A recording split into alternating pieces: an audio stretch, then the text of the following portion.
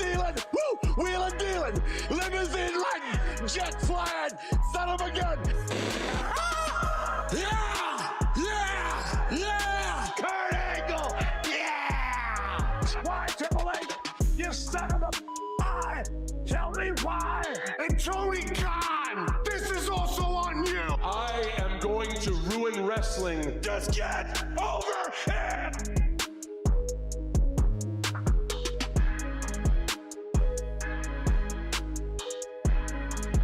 Crown Jewel. Crown Jewel is in the history books. WWE was in Perth, Australia for Crown Jewel last night, and they're going to be in Perth tomorrow for Raw. And Raw is going to be taking place at 8 a.m. Eastern Time. I had to wake up at around 7:30. I almost slept in just to watch Crown Jewel. I don't even want to say last night. It was yesterday morning. I almost slept in. I almost woke up at 12 p.m. just so I can get a catch of what was going on with Crown Jewel. But I actually woke up at 7:30. Yes, I woke up at 7:30 to watch the show live. And no, I did not watch it on ESPN. I actually watched it via VPN on Netflix.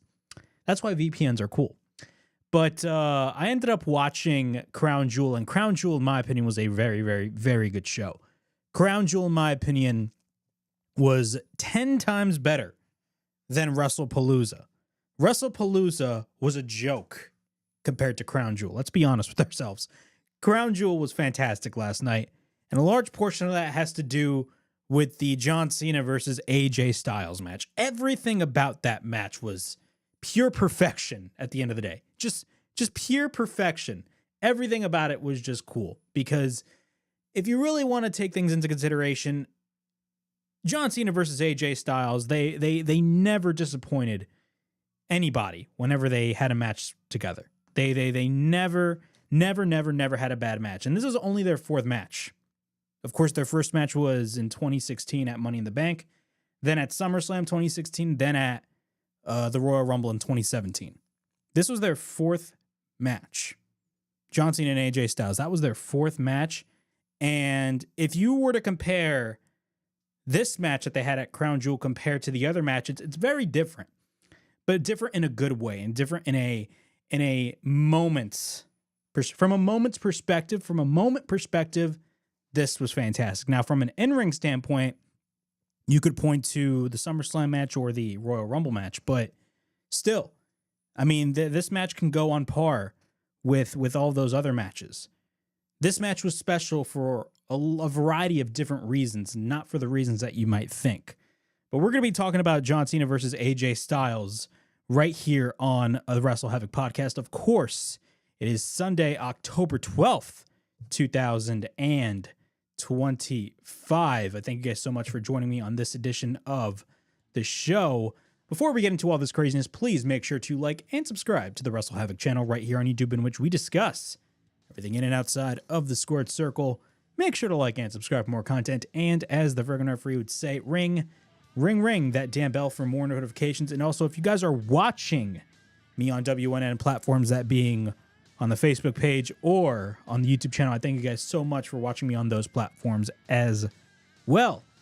But let's get straight into the talk of professional wrestling. A lot of things actually went down when it comes to professional wrestling this week. Of course, we had Crown Jewel, Bound for Glory. Yes, TNA has their biggest show of the year, Bound for Glory, taking place at the Tsongas Center in Lowell, Massachusetts, with Trick Williams. Yes, NXT wrestler Trick Williams, who is the current TNA World Heavyweight Champion, defending his title against Mike Santana. And I swear to God, if Mike Santana does not win tonight, what are we doing? Because TNA botched the first time when they were in Long Island. They were in the state of New York. Mike Santana's home turf, New York. And they did not pull the trigger on Mike Santana. Hopefully they pull the trigger on Mike Santana tonight at Bound for Glory. Bound for Glory is going on as we speak. Literally everybody is watching that TNA show right now. But we got a podcast to do, so we'll be running down the Bound for Glory card real quick. But we had Crown Jewel. Santos Escobar also was in the news. Santos Escobar, for a lot of people, thought for a short amount of time thought that he was leaving WWE as his contract actually expired. But last minute, he signed a new deal with the company. Of course, we also got some ticket information regarding All in Texas. Apparently, AEW tried desperately they desperately tried to hide the actual ticket numbers for All in Texas. Why would they care? I have no idea, because the show already happened and the visual looked great. But we're going to be talking about that as well. Plus, WrestleDream is this weekend, and we're going to be talking about WrestleDream, and we're going to be running down the card. WrestleDream, I'm not really that excited about, even though the card looks really good. The fact that they still don't have Kenny Omega versus Andrade announced, even though Andrade made his return and he attacked Kenny Omega, speaks volumes about the creative direction for AEW, but that's another story for another time. We're going to be talking about WrestleDream on this very show as well, and a lot of other things going on in pro wrestling. But without any further ado, let's get straight into the talk regarding Crown Jewel. Of course, Crown Jewel took place last morning, I should say. I was about to say last night, but really yesterday morning, because of course WWE was over in Perth, Australia. So the time difference, Eastern time over here, we had to watch the show at 8 a.m., which I never want to do that again, but I'm probably going to do that tomorrow for Raw. But Crown Jewel, man, Crown Jewel was a really good show. I really enjoyed Crown Jewel for what it was. Again, it was basically your average WWE PLE with a crazy crowd. And I've always said this about these types of shows, but every time WWE or any other promotion, that being AEW, I mean the second biggest major promotion here in the US, whenever these major promotions go to these international markets, I mean, dude, these crowds are absolutely insane. I mean, Forbidden Door a couple months ago was in London at the O2 Arena, and dude, the crowd was rocking. This crowd in Perth, Australia was no different. I mean, AEW earlier this year was in Perth. I don't even know, were they in Perth? But they were in Australia for Grand Slam. But they were in Australia for Grand Slam, and that crowd was absolutely insane. But the crowd in Perth for Crown Jewel this past Saturday was absolutely phenomenal. I mean, literally, if you look at the visual of the arena in Perth for Crown Jewel, almost everybody was wearing a John Cena shirt. Almost everybody. It was insane. Almost everybody was wearing a John Cena shirt. Of course, this is one of John Cena's last appearances. It's not going to be his actual appearance, but he has 4 more appearances left. He has Boston. He has New York, which I believe is the Raw that's going to be taking place in MSG, which I still got to get my tickets for. Those tickets are freaking expensive. And also, keep in mind, Full Gear's in that same weekend. Well, not same weekend, but same week, in the weekend of that week. But he has Boston, New York. He also has Survivor Series. And he also has, of course, Washington, D.C., which is the Saturday night's main event where he's going to be having his last match. And the rumored last match I will be talking about later on, because honestly, if this is true and his last match is going to be against this particular wrestler that I'm going to be talking about later on, I'm definitely looking forward to that, because I mean, dude, he is the perfect last opponent for John Cena. But Crown Jewel was fantastic. The entire crowd were wearing John Cena shirts left and right. Not everybody, of course, but if you look at the whole arena, I mean, dude, the entire arena was just filled with just yellow t-shirts, John Cena t-shirts. And you want to know why WWE did not change John Cena's appearance when he turned heel. That's the reason why they sold a ton of his merchandise. But let's do a quick rundown of the Crown Jewel card. Of course, we had both Crown Jewel titles on the line, or WWE was going to crown 2 new Crown Jewel champions. Of course, we had the first Crown Jewel title match between Stephanie Vaquer, who is the current Women's World Champion, taking on Tiffany Stratton, who is the WWE Women's Champion. Honestly, this match really had no story behind it. I'm going to be honest. This match, realistically, if you really want to take things into consideration, this match really had no story behind it. It was just a match to crown the Crown Jewel champion, which, let's be honest, that title means absolutely nothing. It is literally a trophy title. That's exactly what it is. But I don't really like these types of matches, and I can say the same thing for Rollins and Cody.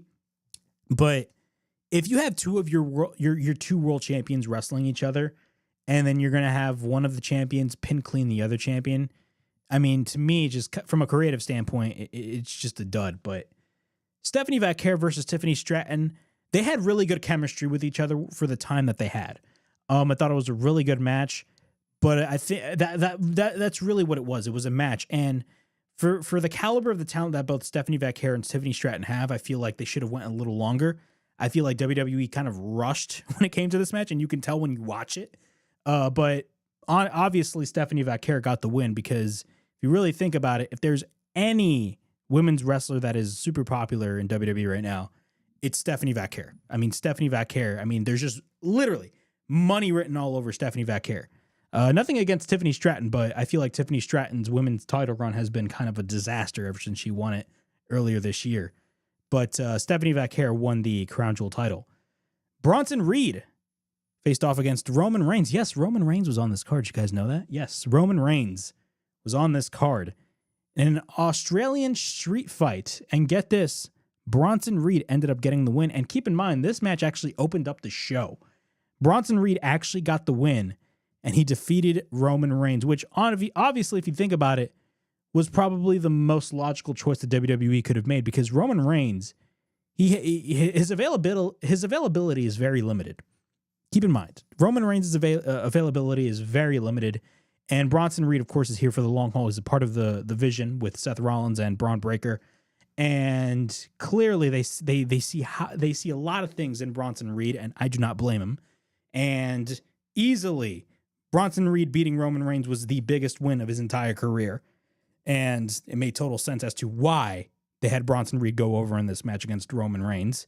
Of course, they're going to be setting up for War Games in November, which I will be talking about later on this show. But Bronson Reed defeated Roman Reigns. We're definitely going to be getting that Braun Breaker match. I mean, a Braun Breaker versus Roman Reigns match sounds very much like a WrestleMania match. I'm not lying. But we're going to have to wait and see what they do with that. But Bronson Reed defeated Roman Reigns. Rhea Ripley and Io Sky defeated Asuka and Kairi Sane. This match actually took place after the John Cena and AJ Styles match. Not a bad match, I'm going to be honest. It was not a bad match whatsoever, but of course, Rhea Ripley is literally the hometown hero, and if you have anything involving Rhea Ripley and you go to Australia, of course Rhea Ripley is going to get the win. But Io Sky was showcased very well. It was not just all about Rhea Ripley. It was also about Io Sky, considering that is her tag team partner. But both women looked great. But again, this took place after the John Cena and AJ Styles match. And with what they had, I thought they did a pretty good job. Normally, like if this was an AEW pay-per-view, and for example, if AEW had a crazy match between, let's say, Will Ospreay or Konosuke Takeshita, I'm talking about their Revolution match that they had last year. Normally the match after that would be a dud, but this match wasn't bad whatsoever. This match was actually pretty good. Rhea Ripley and Io Sky ended up getting the win. And of course, we had the main event. World champion Seth Rollins faced off against undisputed champion Cody Rhodes to crown the men's Crown Jewel champion. With Cody Rhodes winning the Crown Jewel title last year, it made total sense for Seth Rollins to get the win. Also, keep in mind, there's really kind of nothing going on with Cody Rhodes at the moment. Of course, they're doing the storyline with Randy Orton, and they're kind of doing the slow build because I do see Cody feuding with Randy at some point. It's bound to happen. I feel like it's a little long overdue, but they're starting to plant the seeds when it comes to Cody Rhodes and Randy Orton on the SmackDown side of things. But clearly, if you look at all of WWE right now, it's really all about Seth Rollins and the Vision. That's really what's going on right now. And Seth Rollins beat Cody Rhodes in what was a pretty good match, and obviously Seth Rollins was gonna get the win. Obviously, there was no bones about it.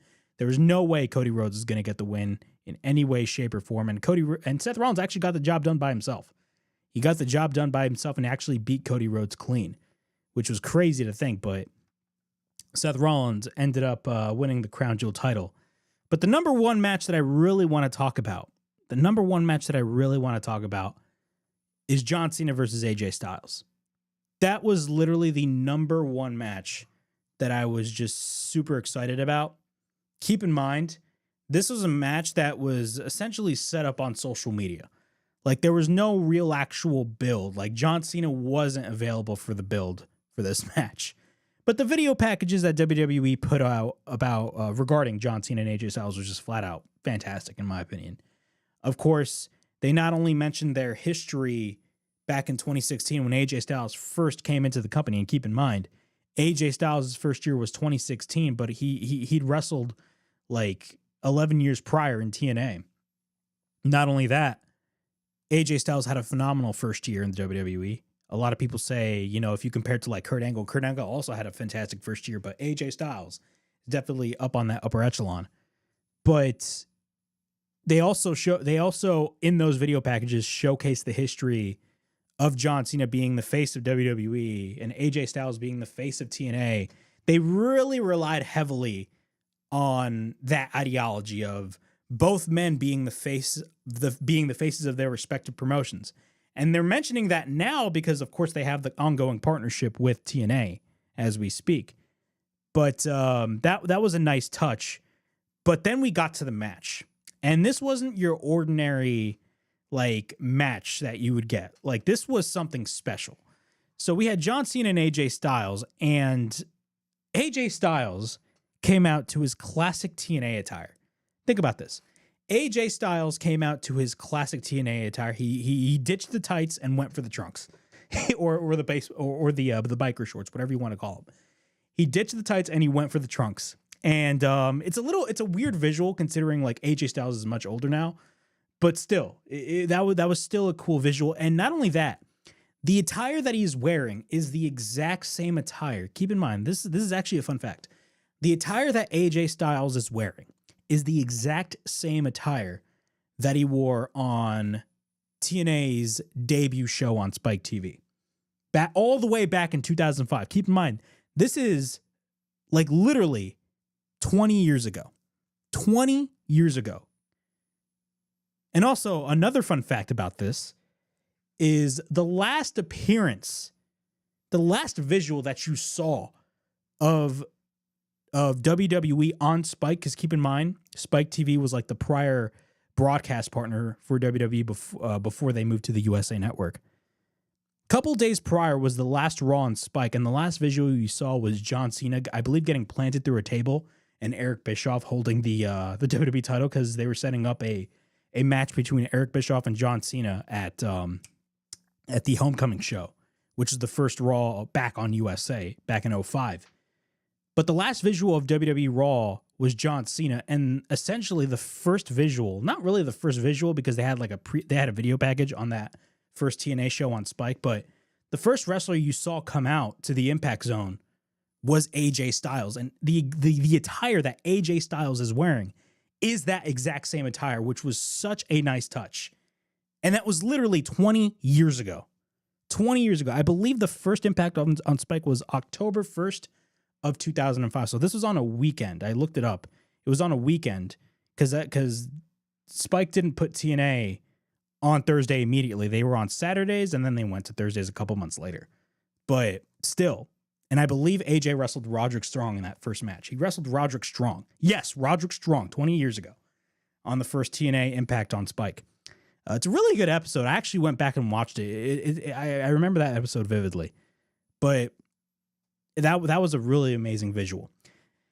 But the match started, and as you can tell, the crowd was just absolutely rocking for this match. And a lot of what made this match special were just the moves that these guys were pulling. During this match, you had John Cena and AJ Styles paying tribute, literally paying tribute to a lot of their past rivals. So, like, for example, AJ Styles would pay tribute to Samoa Joe by applying the Coquina Clutch, or John Cena would apply the Walls of Jericho in tribute to Chris Jericho. I mean, at some points in the match, AJ Styles hit the Angel's Wings, which was in tribute to Christopher Daniels. He also hit the Deadeye, or what was the other move? Fate to Black. He hit the Fate to Black. I call it the Deadeye because Hangman Page, but that was in tribute to Frankie Kazarian. AJ hit the Sweet Chin Music. John Cena hit the Skull Crushing Finale. John Cena also hit the Tombstone. I believe also AJ hit the Scorpion Death Drop, which was in tribute to Sting, because of course AJ had a match. I believe he had a feud with Sting all the way back in 2009. I believe it was the Bound for Glory show. Keep in mind, like this, like the later Bound for Glories in the 2000s, almost all of them were main evented by Sting, which is crazy. But yeah, AJ hit the Scorpion Death Drop. Actually, Sean Ross Sapp put a list of all of the wrestlers that quote unquote helped their careers, or all the wrestlers that John Cena and AJ Styles paid tribute to during this match. And he put out the list. This is the exact list. Samoa Joe, Chris Jericho, Rusev, Christopher Daniels, Miz, Bray Wyatt, and the Bray Wyatt one I will talk about, Randy Orton, The Undertaker, Frankie Kazarian, Shawn Michaels, and Sting. Also technically a 619 as well by John Cena, which was awesome, by the way. Literally, AJ Styles was on the middle rope and John Cena was about to go for the 619 and the crowd went absolutely crazy. It was insane. It was insane. But the greatest visual in this match, the greatest visual was when John Cena hit the Sister Abigail. And as you guys see right over here, this is where he hit the Sister Abigail. And the entire crowd in Perth lit up their flashlights. That was in tribute to Bray Wyatt, which was, again, an absolutely amazing visual. An emotional visual, but a beautiful visual as well. That was in tribute to the late Bray Wyatt, who passed away 2 years ago. Everything about this match was perfect. Some people would complain saying, "Oh, this was just nothing but AJ and John just hitting moves from other wrestlers." Those people that complain about this, some of the people that complain about AJ or John hitting moves from other people during this match don't even know the true meaning behind this match. This is more than just a match. This was more of a legacy match, because this is going to be the last time ever that John Cena is going to be wrestling AJ Styles. And this is going to be the last time that AJ Styles wrestles John Cena. Keep in mind, AJ at the kickoff show flat out stated that he is going to be retiring in 2026. AJ Styles is not going to be here for long, man. He's going to be retiring next year. And honestly, everything about this was just fantastic. Fantastic. And also keep in mind, we only got 4 more dates with John Cena left. 4 more dates with John Cena left. The reason why AJ Styles and John Cena were hitting a lot of these moves, they were not doing it for giggles or anything. They were doing it to pay tribute to a lot of the people that they had history with. So, for example, AJ Styles not only paid tribute, he paid tribute to a lot of his opponents from TNA, his past opponents from TNA, that being Samoa Joe, Christopher Daniels. Of course, everybody talks about the triple threat match that took place in 2005 with AJ Styles, Samoa Joe, and Christopher Daniels, arguably one of the greatest matches in TNA's history. Easily. Now, me personally, I'm more of a Triple X versus America's Most Wanted in the cage match at Turning Point the year prior, but still, the unbreakable three-way between Styles, Joe, and Daniels is arguably one of the greatest matches in TNA history. Or, if not the greatest match in TNA history. So that was fantastic. He also paid tribute to Sting, because he has history with Sting, Shawn Michaels. Also, keep in mind, and it was foolish of me to not even mention this, but AJ Styles, John Cena actually gave an introduction to the ring announcer to give for AJ Styles. And this is exactly what the ring announcer stated. And this is what John Cena told the ring announcer to say in the small piece of paper. The definition of total nonstop action. The ace and undisputed boss of Bullet Club. AJ Styles was the second ever leader of Bullet Club, because Prince Devitt, a.k.a. Finn Balor, started the group. And then once Finn Balor was headed to WWE or NXT, AJ Styles, this was roughly around when AJ Styles left TNA, and he went straight to New Japan, and he became the leader of the Bullet Club. The face that runs the place, the phenomenal AJ Styles. Yeah, that was the introduction for AJ Styles in this match. Not only AJ Styles was wearing the classic gear, his classic TNA gear, he also had a phenomenal introduction by the ring announcer, as per request by John Cena, which was, I mean, freaking awesome, man. John Cena is the coolest dude out there. The coolest dude out there. But everything about this match was just pure perfection. Pure perfection at the end of the day. Pure perfection. Everything about this was just off the chain. The moments, the match itself, like everything about it. And AJ Styles and John Cena, they are no strangers to having bad matches. They just aren't. They are no strangers of having bad matches. All three of their matches are classics. Or, I mean, you can say their second and third matches are easily their best matches. I had the honor and privilege of actually watching one of their matches live. My very first wrestling event was SummerSlam 2016. And I mentioned this previously on the podcast as well. My very first match, or my very first event, that I've ever watched in person was SummerSlam 2016 at the Barclays Center. And that had the second match between John Cena and AJ Styles. My dad was there. And I talked about this, I believe, on last week's show.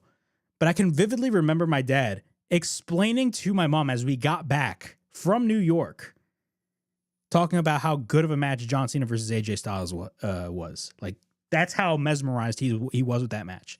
Not only that, another nod that I loved, and another Easter egg that I loved in this match was the fact that John Cena and AJ Styles, throughout the entirety of this match, they did not go to the outside. Everything that went down happened in the ring. There was not one moment in this match where they went outside. Why is that such an important piece of information to really mention regarding this match? Well, if you guys don't know, in their third match at the Royal Rumble at the Alamo Dome in 2017, which was a lot of people consider easily their best match, and that was for the WWE title. That was where John Cena won his 16th world title. That match never got outside of the ring. The entirety of that match took place inside of the ring, which made the match more exciting. This match was the exact same thing. Everything about John Cena versus AJ Styles was just pure perfection. I absolutely loved this match. Loved this match, and a lot of other people did too. And look, I know a lot of people talk about the match of the year. What was the match of the year? A lot of people point to the triple threat at WrestleMania between CM Punk, Roman Reigns, and Seth Rollins. You could definitely put it up on that list. Maybe Kevin Owens versus Sami Zayn at the Elimination Chamber. Maybe that's a stretch. A lot of people, of course, point to Cody Rhodes versus John Cena at SummerSlam, which, again, I had the honor of being in attendance for, which was easily, up until this match, the best match throughout the entirety of John Cena's retirement tour. I think the AJ Styles match takes the cake. Or maybe Hangman Page versus John Moxley. You could definitely say that as well. There's a lot of great matches that happened in 2025, but honestly, if you say that AJ Styles versus John Cena at Crown Jewel 2025 was the match of the year, I will not get mad at you. I will not get mad at you. I will literally not get mad at you. I do not care. I will not get mad at you. If anything, I would agree. There's so many different matches. I mean, the Hollywood ending between Toni Storm and Mariah May. There's so many good matches that happened this year. So many good matches that happened this year. But still, man, AJ Styles and John Cena, one of the best matches of 2025, and easily. And this is better than the Cody match. And I was there for the Cody match. The second Cody match, not the first. This match was easily the best match of John Cena's retirement tour. Bar none. Bar none. Bar none, in my opinion. Bar none. Easily the best match of John Cena's retirement tour. And also, what makes this match even more special is the fact that it literally made the first few months of his retirement tour, that being his heel run, an absolute joke. And it made the heel turn look so irrelevant. It literally made the heel turn look so irrelevant. And yes, this is better than the CM Punk match as well. And I thought the CM Punk match was really good. It's weird. Like, everybody, including myself, like, I was, like, in the first few months of John Cena's heel turn, I was kind of, like, still trying to, like, get behind it. But as the months went by, I slowly started to resent the heel run for John Cena. But think about this. We had the CM Punk match, in which everybody was like, oh yeah, this is easily the best match of John Cena's retirement tour. Then we went to the Cody match, in which everybody was worried about how this match would end up, considering their first match at WrestleMania was just a disaster. But that match ended up being phenomenal, and everybody was like, oh my God, this is easily the best match of his retirement tour. And then he moved on to the AJ Styles match. And I was like, oh my God, this is the best match of this entire year. Think about this. We could have literally had this for a whole year. Literally, if you, like, the only reason why the heel turn happened was simply for shock value. John Cena's heel turn, although it is a phenomenal moment and it will go down in history as one of the most holy crap moments in wrestling history, at least for modern wrestling. Not, I don't think for like all time, but still. It will go down as one of the most shocking moments in wrestling history because nobody thought it would happen. But the heel turn and the heel run only happened because of shock value. That's it. There's really no long-term longevity when it came to John Cena as a heel. And I feel like WWE should have known this, but clearly they did not because they were dumb. But still, we could have had matches like this the entire year. The Randy Orton match was not bad, but if you compare it to the Punk match or the Cody match, or the second Cody match, or the AJ Styles match, I mean, dude, the sky was the limit. We literally could have had matches like we literally could have had matches like we saw with the AJ Styles match throughout the entirety of this year. John Cena did not need to turn heel. I don't know about you guys, but John Cena, ever since SummerSlam or since August, since August, has been on another level. And we only have 4 dates left when it comes to John Cena. It's crazy, man. It's crazy. But the AJ Styles match, in my opinion, will go down as my favorite match throughout John Cena's retirement run. It was just off the chain. Easily the best match of the night. The best match of the night when it comes to Crown Jewel. But in terms of Crown Jewel, how was the show? I thought Crown Jewel was a really good show. 100%. 100%. The match, or the show, I should say, not the match. The show was 10 times better than WrestlePalooza. I mean, the Brock Lesnar match was just atrocious. But Crown Jewel was 10 times better than WrestlePalooza. And ironically, ESPN gave it a B grade. Yes, they gave it a B grade. And you know what? That's a fair grade to give it. That is a fair grade to give it. I don't want to see anybody complaining about the ESPN grade. Clearly, WWE stepped up after looking at that C grade that ESPN gave them. But still, man. Crown Jewel is a phenomenal show. The crowd in Perth had a lot to do with it. A really, really, really good show. All right, that's Crown Jewel. Let's move over to AEW real quick. We got WrestleDream. WrestleDream, yes, we got another pay-per-view happening. Look, think about this. We had a pay-per-view yesterday morning with Crown Jewel, and many of you probably watching this live probably watched Crown Jewel early in the morning like I did. And normally my sleep schedule is garbage, but I ended up watching Crown Jewel live early in the morning via a VPN. I did not pay those $30 on ESPN. But yeah, we had the Crown Jewel show yesterday morning. We have Bound for Glory, which is going on right now as we speak over in Lowell, Massachusetts. And this weekend, on this Saturday, October 18th, we got WrestleDream. And WrestleDream, from what it looks like, I mean, the card, you could say that the card is like full of rematches, which I totally understand. But if you look at it, I mean, this is not a bad card. Really, if you really think about it, this is not a bad card whatsoever. Moving all the way down to the pre-show, the Saturday Tailgate Brawl, which is going to be taking place on TNT. We got FTR taking on Jet Speed, consisting of Kevin Knight and Speedball Mike Bailey. Which, I mean, that is the match that would easily be on the main card, but, I mean, they put it on the pre-show, which makes no sense. And we got Penelope Ford and Megan Bayne taking on Willow Nightingale and Harley Cameron. We also got on the main card, now we're shifting over to the main card, we got Tekla taking on Jamie Hayter. We got The Demand, that being Ricochet and the Gates of Agony. Yes, they're calling this group The Demand, which, in my opinion, I mean, it's a terrible name for a group. Taking on the Hurt Syndicate, consisting of MVP, Shelton Benjamin, and Bobby Lashley. Then we got Brodito taking on Konosuke Takeshita and Kazuchika Okada for the AEW World Tag Team titles. The Young Bucks are once again broke as they're going to be facing off against Jurassic Express. And the winner, get this. This is a Tony Khan special. The winner will win $500,000. Think about that. they will win $500,000. Let's see if the Young Bucks will not blow that money this time. We got Kyle Fletcher versus Mark Briscoe. 5 for the TNT Championship. I believe this is their 5th match. Correct me if I'm wrong. But it's for the TNT Championship. We got the AEW Women's title on the line as Chris Statlander will be defending her newly won title, in which she won at All Out last month against Timeless Tony Storm. Luther.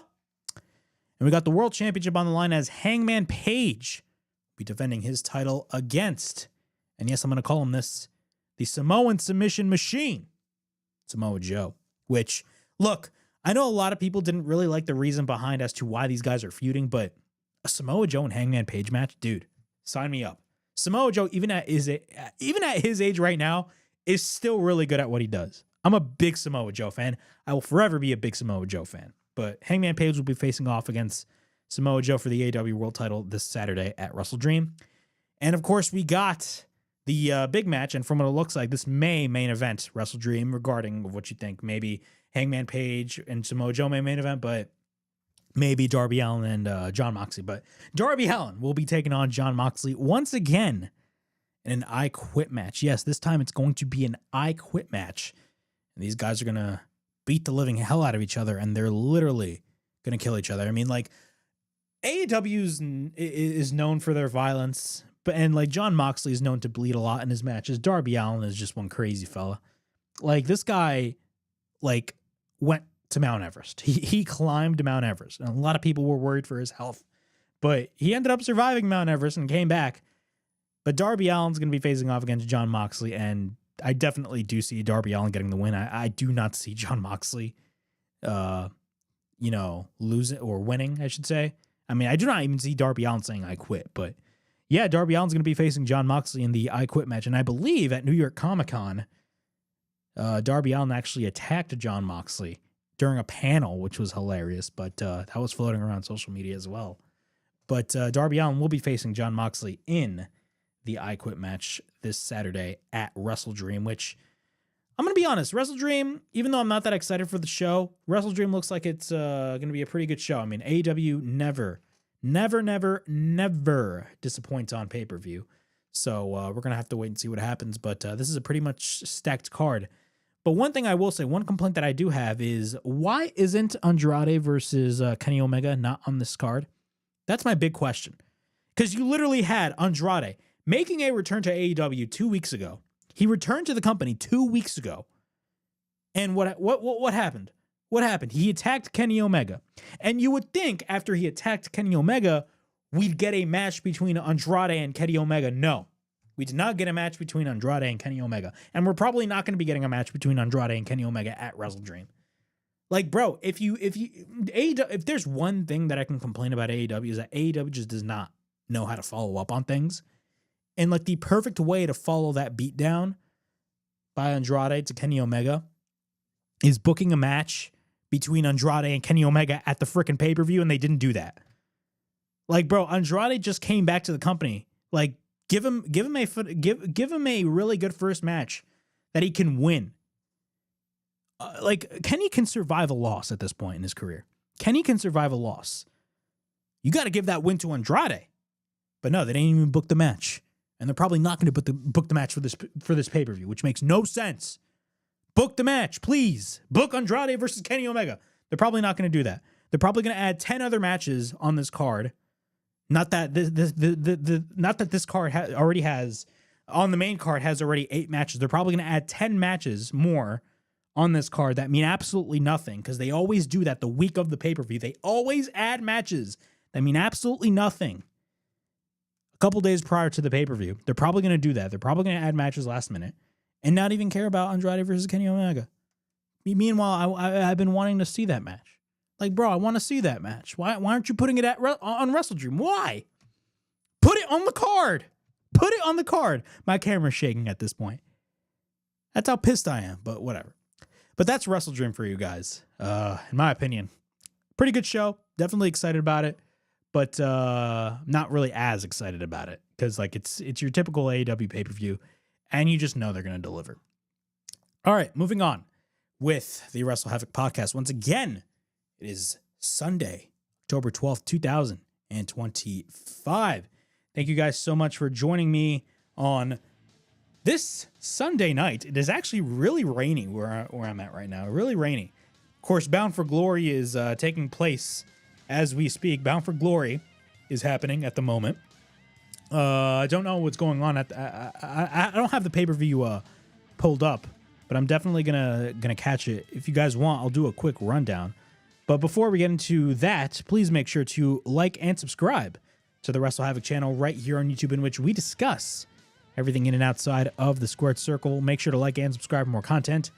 And as the friggin' referee would say, ring, ring, ring that damn bell for more notifications. All right, Bound for Glory. Doing a quick card rundown for Bound for Glory. Bound for Glory, of course, is taking place as we speak right now at the Tsongas Center in Lowell, Massachusetts. Some of the matches on the card: we got Tessa Blanchard versus Gia Miller. We got the TNA International title on the line. Yes, TNA has an international championship, as Frankie Kazarian will be defending his title against Steve Macklin. We got a hardcore war with Order 4, that being Mustafa Ali's group, taking on The System. We also got, and this is easy, I mean, besides the main event, we got Leon Slater. Leon Slater, a fantastic young wrestler, man. He's off the chain. Leon Slater taking on Javon Evans. Of course, Javon Evans is he's really popular in NXT right now. And actually, he had a couple of showings throughout the past couple of weeks on SmackDown as well. But Leon Slater is going to be defending his X Division title against Javon Evans. That is definitely a match I'm 100% looking forward to. Like, if you want to talk about just phenomenal in-ring work between two young guys, Leon Slater and Javon Evans is easily the match for you. We got the Knockouts title on the line as Kalani Jordan, who is the current TNA Knockouts champion, but she's a WWE NXT contracted wrestler, defending her title against, keep in mind this, former WWE wrestler Indy Hartwell. We got the Hardys. Yes, the Hardys, who, by the way, won the NXT tag team titles this past Tuesday at NXT's Showdown show, which is it was originally going to be Invasion, but they ran into some trouble with Israel. That's why they were forced to change the name from Invasion to Showdown. But the Hardys, if you guys do not know, this past Tuesday on NXT, won the NXT Tag Team Championships. They won the NXT Tag Team Championships, so now they hold both the NXT and TNA tag titles. And what's funny is that the Hardys, you know, are the most WWE tag team ever because they're more popular from their WWE run, but they're TNA contracted talent. Meanwhile, they're winning the NXT tag team titles, which is just hilarious. But they're facing off against the Dudleys, or in this case, Team 3D, because that was their name that they went by in TNA. The Hardys are taking on Team 3D in a tables match for both the TNA and NXT tag team championships. I know a lot of people are looking forward to this, but I mean, you know, it's not going to be a bad match, but I mean, you know, they're well past their prime, but no shade. Because, I mean, I do believe that they will deliver a really good match. I'm still a really big Bully Ray fan. I'm a big fan of the Hardys. It's great to see Devon back in the ring. But this is probably going to be the last time Devon's going to be in the ring. But, man, the fact that they're doing a Hardys versus Dudley Boys match on a TNA pay-per-view in 2025, you can definitely crap all over it. But you know what? This match is all about legacy, and honestly, I have no problem with it. I'm definitely looking forward to that. Then we got the main event. Trick Williams, who, again, is an NXT wrestler, former NXT champion. Whoop that Trick. Defends his TNA World Heavyweight Bro, it's like the 2001 Invasion. It's crazy. He's defending his TNA World Heavyweight Championship against Mike Santana, which, of course, Mike Santana, and I don't care what anybody says, Mike Santana better get the win. That's all I'm going to say. Mike Santana better. I'm gonna put my microphone. I'm gonna put my microphone close to my mouth. Mike Santana better win this freaking match. Because if he doesn't win this match, what are we doing? What are we doing? This is like they did the same thing with Joe Hendry. They had Joe Hendry wrestle at Slammiversary. Everybody thought they were going to pull the trigger on Joe Hendry last year at Slammiversary. They didn't do it.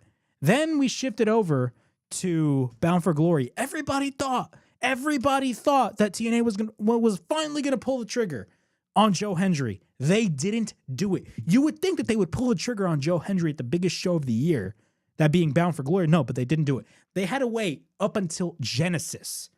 That was in the beginning of this year where Joe Hendry won the TNA World title. And by that point, it was too little, too late. And then, of course, Santana kind of swooped in and kind of and if you really think about it, kind of took over the spot for Joe Hendry. And he really is like the top guy of TNA now. Like, what is Joe Hendry? I mean, at this point, Joe Hendry is WWE bound at this point. Once his contract with TNA is up, this guy's going straight to WWE. Because clearly WWE loves Joe Hendry. They love Joe Hendry, and like once his contract is up, you know exactly where Joe Hendry is going. But they're doing the exact same thing with Mike Santana. Think about that. They're doing the exact same thing with Mike Santana. The exact same thing. The exact same thing with Mike Santana. He lost at Slammiversary, which made no sense whatsoever. They were in Long Island, and they drew their biggest crowd, their biggest crowd in, what was it, 12 years? They drew their biggest crowd ever in like, what, 10 to 12 years? And still, they did not have Mike Santana win. In his home state of New York, they did not have Mike Santana win, which made no sense. Imagine if Mike Santana lost. It's the Joe Hendry experiment all over again. And it sucks because Mike Santana is fantastic. This guy's a pure definition of betting on yourself. He left AEW because he wasn't being utilized well. He was just viewed as a tag team guy, and he wanted to really break out into his own, and you cannot fault a wrestler for that. Because at the end of the day, a wrestler wants to be successful, and Mike Santana wanted that for himself. So he went over to TNA, which is a practically smaller promotion. But look at him now. He's bigger than ever. You have to pull the trigger on Mike Santana. I'm sorry. TNA has to pull the trigger on Mike Santana. I don't care what anybody says. Do not wait until Genesis. No, strike while the iron is hot. That is a common problem with this promotion. TNA never knows how to strike while the iron is hot. I swear to God, if they do not crown Mike Santana as the TNA World Champion, I'm boycotting this company. I'm boycotting this company. He has to win, period. I love Trick, but bro, Mike Santana should be holding that TNA title. Not an NXT wrestler, a TNA wrestler. It's like the 2001 Invasion all over again. You had guys like The Rock wearing the WCW title. He was wearing the big gold belt, and that was still called the WCW World title. It's the same thing, just on a smaller scale. But hopefully TNA will pull the trigger on Mike Santana. They have to. Imagine this. Imagine you have the chance to crown Mike Santana in New York, but instead you do it in Massachusetts. Think about that. Like, really? Come on, man. But yeah, that's Bound for Glory for you. It's actually going on as we speak, but looks like a pretty good show. Two matches that I'm definitely excited about, of course, are the world title match and the X Division title match. I mean, just by looking at the graphic, Leon Slater and Javon Evans, I'm definitely looking forward to that match. Moving on. We still got a lot of things to talk about right here on the WrestleHavoc podcast, and we're 50 minutes in. Santos Escobar has re-signed with World Wrestling Entertainment. This news actually broke by PW Insider. There was a lot of speculation regarding Santos Escobar. PW Insider was actually told that his contract expires at the end of the day, that being the 6th of October. They were told that his contract was expiring at the end of the day and that WWE made overtures to keep Santos Escobar, which included a higher contract offer, but he turned down the offer. And from what it looked like, he actually wanted to a lot of this didn't have to do with money.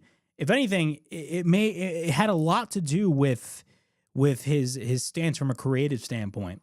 And then later on, of course, it was reported that Santos Escobar was moved to the alumni section, and whenever a WWE release is on the verge of leaving the company, they end up getting moved to the alumni section, or once your contract is up and you have no deal with the WWE, you are moved to the alumni section. But Santos Escobar, for a short period of time, was moved to the alumni section. But then later on, a couple days later, PW Insider broke the news that Santos Escobar has come to terms with WWE and he signed a new deal.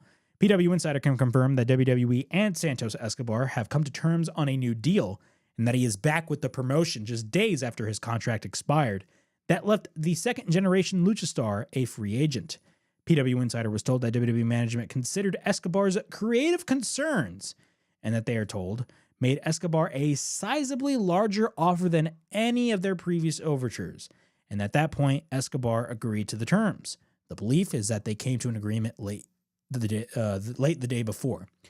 There's no word on when Escobar will be back on the road, but he signed with the company once again. So all that speculation of Santos Escobar going somewhere else is completely thrown out of the window because Santos Escobar has signed a new deal with WWE. I know Rush, who is a part of La Facción Ingobernable in AEW, kind of hinted at a new member, and a lot of people were speculating possibly Santos Escobar being the new member of La Facción Ingobernable, but clearly that's not the case, as Santos Escobar signed a new deal with WWE. Look, I'm telling you this right now. Santos Escobar saw Andrade being the newest member of the Don Callis family and was like, yeah, not for me. That is exactly what happened, because clearly Santos Escobar, and a lot of other people have been stating this, and I 100% agree, Santos Escobar is more, he's somebody that really doesn't really focus a lot on money and really what he's paid. And you know what? That's good, because a lot of wrestlers, yes, they love the money, but they also care about you know, what they're going to be doing on TV. They don't want to be benched. Wrestlers, like professional wrestlers, are like other athletes in other sports. They do not want to be benched. Yes, they love making all of this money, but they do not want to be benched. And unfortunately, Santos Escobar, there's really no direction with Santos Escobar whatsoever. WWE wasn't really doing a lot with Santos Escobar. I said Escobar. It's Santos Escobar. But they weren't really doing anything with him. Yeah, they paired him up with the LWO a couple of years ago. And then, of course, they had the heel turn. But like as of this year alone, really, there was nothing really special. I mean, yeah, they were focusing on Joaquin Wilde and Cruz El Toro. I believe they're the current AAA Tag Team Champions. And he's doing a lot of things with AAA, and hopefully he does a lot of other things with AAA since he signed with the company. But realistically, Santos Escobar as a singles guy, they weren't really doing anything with. WWE really wasn't doing anything with Santos Escobar, and hopefully that can change. I mean, look, at the end of the day, Santos Escobar, even though you know, he's a phenomenal wrestler, I don't think he's the type of wrestler that WWE would view, you know, they would view as somebody that can go after the WWE title. But I mean, they could view him as possibly maybe going for the, let's say, United States title or Intercontinental title. I mean, like Santos Escobar would be the perfect opponent for Sami Zayn in the Open Challenge. Like the Open Challenge segments on SmackDown are literally the only things that are worth interesting on SmackDown. Everything else on SmackDown is completely useless. Like you could easily do an Open Challenge match between Sami Zayn and Santos Escobar. You can clearly do that. But there's also AAA. WWE purchased AAA. I mean, dude, you can, if there's any place in which Santos Escobar is able to be a main eventer, AAA is like the perfect horizon for him. I mean, imagine Santos Escobar versus Dominic Mysterio. Dominic Mysterio right now is flying high as not only the Intercontinental Champion, but also the AAA Mega Champion. Dude, you could do a Santos Escobar versus Dominic Mysterio match, but also the story has to be there. And right now, there's really no story behind that. But when it comes to Dominic Mysterio, I mean, like they're probably going to do a Rey versus Dominic match at some point down the line in the future. I definitely see that being the case, but we're going to have to wait and see. But Santos Escobar, in terms of Santos Escobar, in my opinion, is easily the you know, somebody who could easily like you know, be a main eventer in like AAA or something. Like he's really that good. He's really, really good, and also his promos are fantastic as well. But yeah, Santos Escobar has re-signed with WWE. All right, moving on. We also got a series of WWE releases. We got some WWE ID wrestlers. We got some NXT talent also getting released as well. But in terms of these releases, I'm reading this from Yahoo Sports, by the way. Following the news that Lance Anoa'i was departing WWE, it has emerged that an entire crop of NXT talent, including two-time North American champion, was also released from the promotion, that being Wes Lee. Yes, Wes Lee got released from WWE, which is shocking to me, but I mean, Wes Lee, they pushed Wes Lee heavily last year. NY confirmed, Lance NY confirmed his departure on social media, and it had since been reported by Bodyslam.net's Corey Hayes and Fightful that the current round of departures extended to Wes Lee, Stevie Turner, Gentala, Draco Knox, Hayes Jameson, Summers Sorrell, Braden BJ Ray, and Jamar Hampton. Many of these departures come from the extended developmental programs, with only Turner and Lee having spent a considerable time with the promotion. And, of course, a lot of other ID talents. Zara Saker took to social media to announce her WWE deal had expired and that she would be taking a step back from wrestling, which included the total at the time of writing of releases on Friday came to 10. And we have other WWE ID releases as well. Speaking of the ID program, there's really not that much emphasis. I don't really see a lot about the WWE ID program going about. But clearly, a lot of people say a lot of things regarding the ID program. Some people say, it's a failure. Some people say it's a bad thing for the business. Look, at the end of the day, WWE is the biggest promotion in not only the United States, but in the world. Look, you could look at it from both ways. From the negative point of view, the ID program could be a disaster for a lot of these smaller indie promotions that don't want to fall in line with the ID program. But if you look at it from the independent wrestler's point of view in terms of the ID program, at the time when the program was just starting to come about, it was a pretty much good thing for a lot of independent wrestlers, because it is literally 1 foot in the door for WWE to look at them and be like, hey, you're worthy. Would you like to sign a long-term deal with us? Like, people need to understand, when you sign a deal with the WWE ID program, you are not exactly signing a contract with WWE. Like, the WWE ID program, if you are under the ID, banter or brand, that essentially means that WWE is kind of, in a way, keeping an eye out for you. They're looking at you and being like, hey, we're going to keep an eye out for you. And like, if you do well, then that means you are able to sign with us on a developmental deal and you can join NXT. So like, it can definitely help a lot of wrestlers. I believe Kylie Ray was the first WWE ID women's champion. Correct me if I'm wrong, but there's really been no emphasis regarding the ID program. I don't really see anything about it. But from what it looks like, a lot of people are creating speculation that the ID program may be over. I have absolutely no idea. I haven't really been keeping tabs on it. But in terms of the ID program, I mean, like, look, there's good things and bad things about it at the end of the day. There's good things and bad things. But in terms of the independent wrestler, like, it could be a good thing for the independent wrestler when it comes to the ID program. But as of right now, there's really been no exact, how do I say it?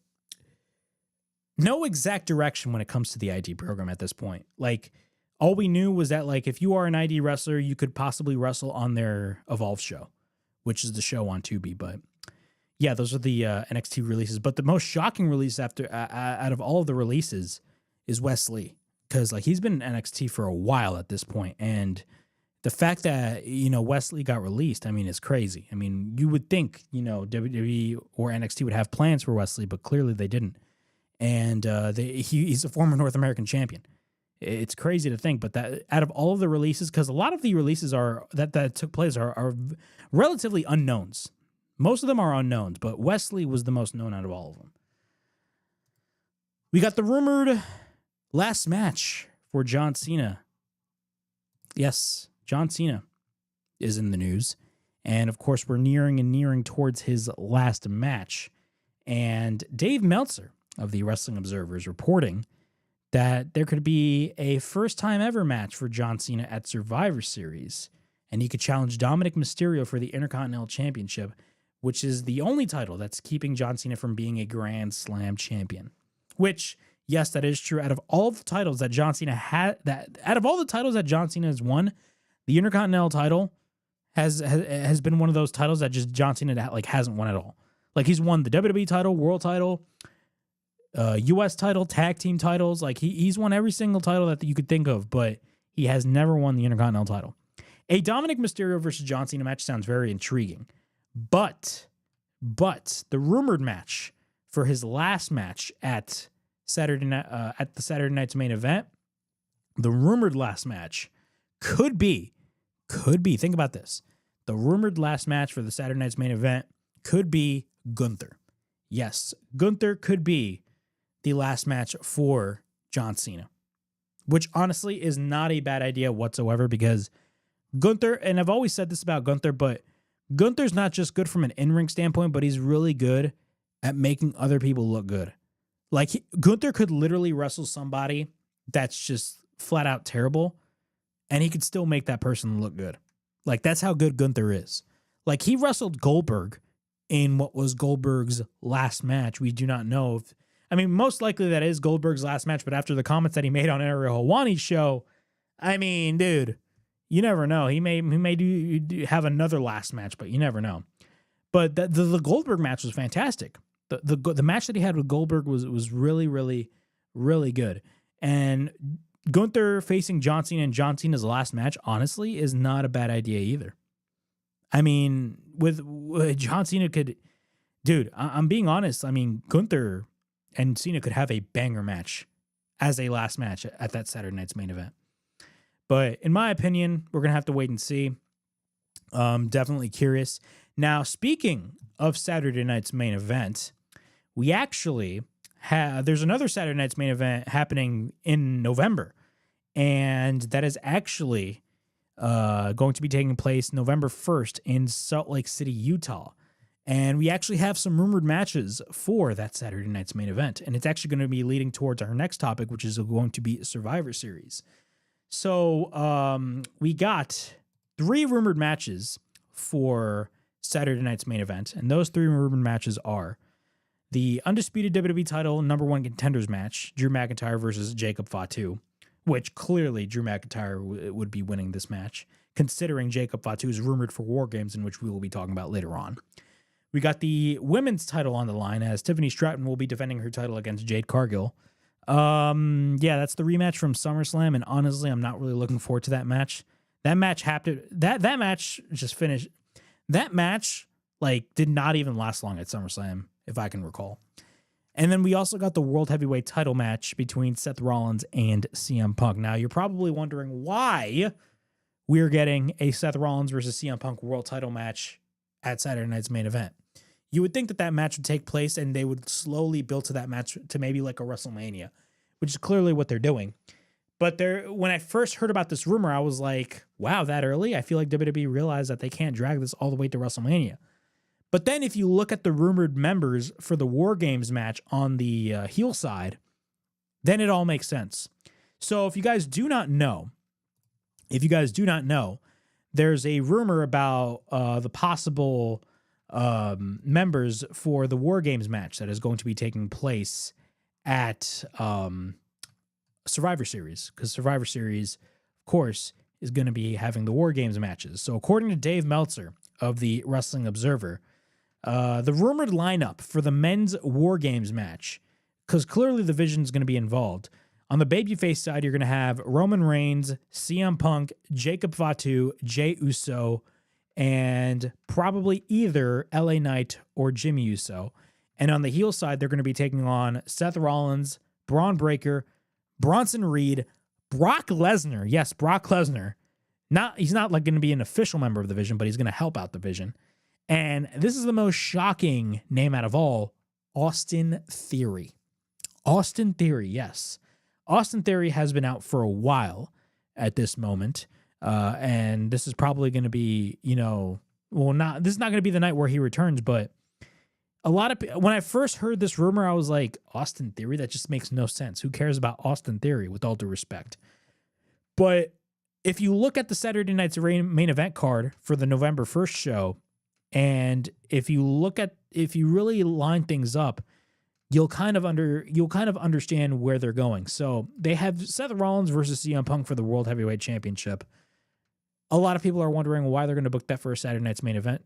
It would make no sense for CM Punk to beat Seth Rollins this early on. They're just establishing the Vision as a group.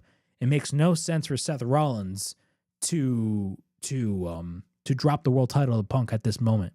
It just doesn't make any sense. Or when I first heard this rumor, I was like, oh, WWE realized that they couldn't drag it out all the way to WrestleMania. But if you look at Austin Theory being involved in the men's War Games match, clearly they're probably going to have a screwy finish in the world title match if they book the world title match at Saturday night's main event. And they're probably going to have Austin Theory attack CM Punk and cost CM Punk the world title. Also, it gives away the number one contenders match, considering Jacob Fatu. If Jacob Fatu is going to be involved in the men's side, in the babyface side, in the men's War Games match, clearly Drew McIntyre is going to get the win. But still, Austin Theory is probably going to be the newest member of the Vision. And honestly, I wouldn't be against that because, look, I've said my fair share about Austin Theory. I think Austin Theory is great. I think he's talented. But I never really saw the hype around Austin Theory, especially when Vince McMahon first booked Austin Theory in the beginning. Like, I was like, who is this guy? I could care less. Because when WWE on the main roster, because they called up Austin Theory to the main roster, I believe around 2021, 2022, and Vince McMahon was still running things. They changed his name from Austin Theory to Theory. Remember when they started changing a lot of people's names and they all had singular names because they thought it was cool, even though it wasn't? Theory was one of those guys, and they just called him Theory. And he was like Vince McMahon's right-hand man. Correct me if I'm wrong. And I didn't like his promos. He was a very Vince McMahon. He was like a vision for what a wrestler would be in the eyes of Vince McMahon. That was Austin Theory. And then once Triple H took the book, a lot of people just didn't really care about Austin Theory at all. He had the match with John Cena at WrestleMania 2 years ago, which, honestly, if you look back at that match, and Austin Theory did beat John Cena, it did no favors for Austin Theory in the long run, because Austin Theory just really didn't do anything at all. He didn't do anything at all. And look, I came to the realization that there's just nothing in Austin Theory. With Austin Theory possibly joining the Vision, maybe there could be some sort of sense of direction for Austin Theory. And honestly, I hope that is the case. Because Austin Theory, I mean, he could be good, but I just never really saw the hype around him. But if they decide to do something with Austin Theory, then give it a shot at the end of the day. Give it a shot. Now, also, there was rumors about the women's side for War Games because they're going to do men's War Games and they're going to do a women's War Games. So the teams for the women's War Games are expected. AJ Lee, Rhea Ripley, Io Sky, Charlotte Flair, and Alexa Bliss are the babyface side in the women's War Games.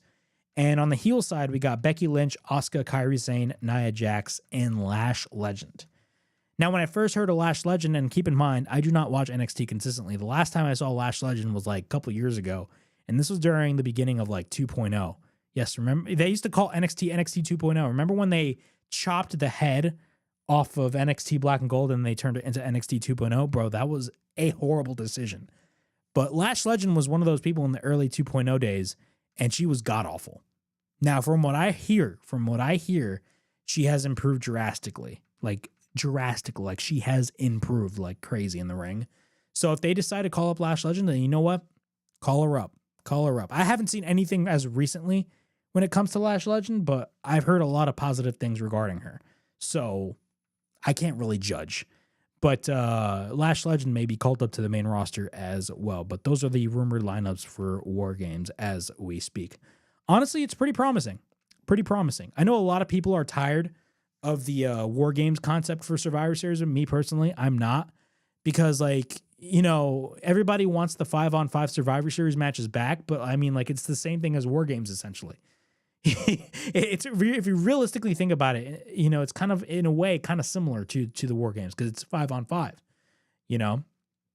It's 5-on-5. It's not elimination as well. It's submit or surrender, or if it's blood and guts, it's submit or surrender, but it's pinfall or submission in WWE. And I don't think the War Games matches has eliminations either. But still, they don't. Yeah, they don't. My head is running rampant at this moment, but they don't have eliminations in the War Games matches. In AEW, in the blood and guts match, it's submit or surrender, which is the old classic 80s War Games rules. But in WWE, there's no submit or surrender. It's just pin or submission in WWE. But the War Game, I mean, I love the War Games concept. I think they should keep it for Survivor Series, in my opinion. I'm not tired of it. The only reason as to why people are not that interested in the War Games concept is because of the fact that there's just nothing really that interesting going on. Maybe. I mean, the Vision is interesting, but like not as like big of a deal as like maybe the Bloodline would be. But it's the same thing in Blood and Guts. There's really nothing interesting in AEW right now that could really be used for the Blood and Guts match, if that makes any sense. But in terms of the War Games match, I mean, I'd prefer the War Games match over the 5-on-5 Survivor Series match, because to me the 5-on-5 Survivor Series matches are boring. I'm not really the biggest fan of the 5-on-5 Survivor Series matches. You could do it for other shows, or maybe you could do a 5-on-5 Survivor Series match at Survivor Series. I don't know. It'd probably be a little bit of overkill, but at this point, who cares? Because everybody's going to watch the War Games matches anyway. But still, I mean, like me personally, I'd keep the War Games concept. Yeah, I'd keep it. I don't care what these people think. Like, they want the 5-on-5 Survivor Series match? Nah, man, I want War Games. That's what I want. But those are my thoughts on that. But moving on, we had the NXT Showdown show, which was the crossover with TNA. We got some results over here. The Hardys defeated Dark State to win the NXT Tag Team titles, as I mentioned earlier. Team NXT defeated Team TNA on the women's side, and Team TNA defeated NXT on the men's side. So that was the Showdown show. Also, regarding, because you guys don't know, AEW and NXT went head-to-head because AEW was on a Tuesday. As expected, NXT won the night, and they destroyed. And this is on the new system, by the way, the new Nielsen system. They absolutely destroyed. Destroyed. DESTO or TROYS or ED. Don't have that. Jesus Christ, what is wrong with me today? Destroyed Dynamite in the ratings. Per WrestleNomics, NXT drew 625,000 viewers with a .12 rating in the key demographic. And this is on the new Nielsen system, by the way. Now, granted, Dynamite was not in its normal night. It was on a Tuesday.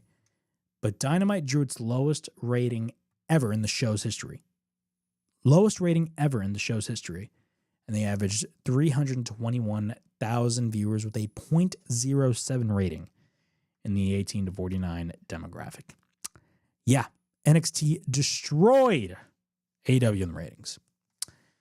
Moving on. And this is going to be our last topic, but AEW All In Texas. Why are we talking about All In? All In took place in July. And this is going to be our last topic, but why are we talking about All In? All In took place in July. Well, we got news on the attendance for All In Texas, and this is actually pretty funny. This is according to WrestleNomics. AEW All In Texas qualified for public reimbursement dollars through the Texas Event Trust Fund program. According to the records obtained by WrestleNomics, the governor's office initially approved just over $1 million in combined state and local funding to help cover expenses for AEW's biggest event of the year. AEW will end up getting somewhat less than that amount, though, because attendance for the event at Globe Life Field in Arlington was lower than expected. The funding approval was based on an estimated attendance of 33,490, including 32,500 spectators projected in February. After the July 12th show, officials submitted documentation certifying actual attendance at 23,759. So roughly around 23,000, 24,000 they drew. And that's not a bad number. That is not a bad number. If anybody tells you that is a bad number, they are lying straight to your faces. That is not a bad number, including 21,973 spectators. The count of 21,973 spectators reflect the number of tickets scanned for people who actually entered the venue. The number of tickets sold or distributed, which they couldn't confirm, could differ significantly. The final estimate by WrestleTix of tickets distributed was 27,425. It's not unusual for the number of tickets scanned to be substantially lower than the number of tickets distributed or sold. Records also show that 678 suite tickets were sold through only 274 were scanned for admission. Now, of course, this was a big topic of discussion 2 years ago, actually, with the very first All In at Wembley Stadium.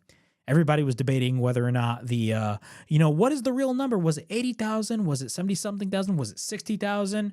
And then, of course, the turnstile number became a big topic of discussion. When I first heard of this, my first thought was, who cares? That was my first thought. Who cares about the attendance? The show already happened. The show already happened. Why are we talking about this? The show already happened. The show already happened, and the visual looked great. The visual at Globe Life Field this past July at All In was great, and All In ended up being one of their better shows of the year, one of the best AEW pay-per-views of the year. But there's more to this story than meets the eye, and this is where I stop defending AEW in any sort of capacity when it comes to this type of discussions, because AEW apparently was trying to hide some information from coming out. So there was a clause. So the suggested, this is according once again to WrestleHavoc. The suggested confidentiality clause would have a city agree, quote unquote, not to publish or disclose attendance figures, turnstile counts, drop counts, ticket numbers, revenues, and box office receipts, and similar information, except when disclosure would be legally unavoidable. Even then, AEW's language would have bound the city to notify the company in advance and assist in claiming that AEW's attendance information is a trade secret under Texas laws. Another suggested clause would have sent legal disputes, if there were any, between AEW and the city into private binding arbitration instead of public court.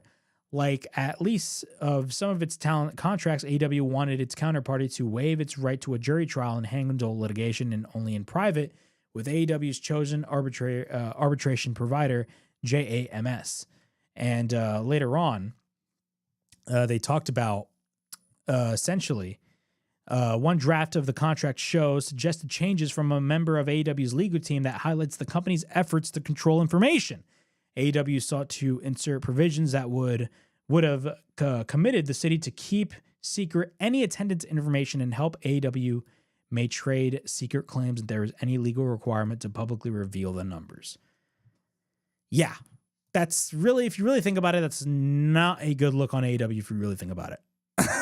That's not a good look at all. Like, you're trying to hide you're trying to essentially saying yeah, you know, we said this number, but we really lied. So really don't pull out these numbers. Don't do it.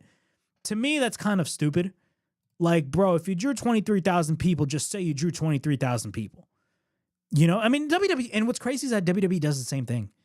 But I'm not trying to make this, WWE does this, AEW does, everybody does this, but it's still stupid. Like, if you drew this if you drew this amount